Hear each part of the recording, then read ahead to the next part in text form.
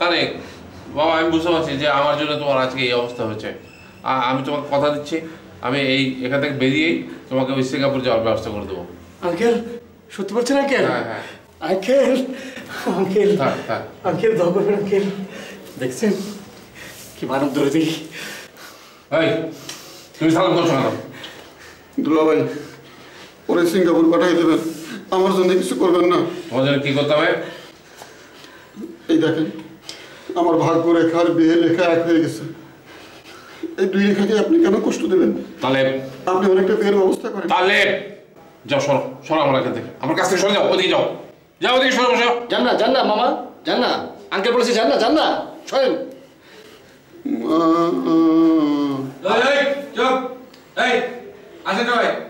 জি সবাই না আপনি আসেন। মুরব্বী, হ্যাঁ আপনি আসেন।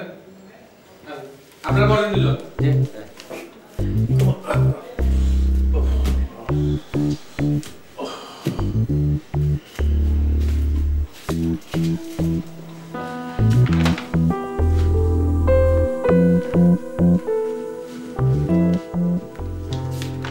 অমন করে তাকে কি দেখছেন? চালান করে দেন, জেলে চলে যাই। আপনি দাঁড়ান। চেয়ার দেখলে এমনি বসে পড়লেন, তাই না? দাঁড়ান। চেয়ার এখানে কি জন্য রাখা হয়েছে? বসার জন্য তো, তাই না? জি না, সবার বসার জন্য না, আপনি দাঁড়ান। কই, এখানে তো লেখা নেই সেরকম কিছু। দেখেন স্যার, দেখেন কি বা তেরা কথা কয় থানার মধ্যে এসে, তো আবার আপনার মুখের উপরে। এই এত কিছু হয়ে গেল তো আপনার তেল কমলো না? না এই তুমি চুপ করো, তুমি কথা বলবে না। ক্যা আমি চুপ করবো ক্যা? আপনি আমাকে ধমক দেওয়ার কেটো?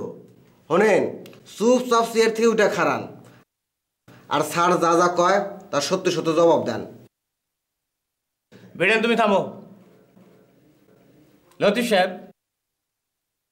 ওকে ধমক দেওয়ার অধিকার আপনার নেই, আপনি খুবই অন্যায় কাজ করেছেন। আপনি দাঁড়ান।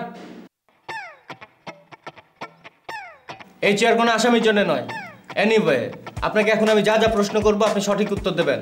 স্যার, আমার মনে হয় এই পেজ গিবাস ঘুরা, ভদ্রভাবে উত্তর চাই, তার উত্তর দেব না।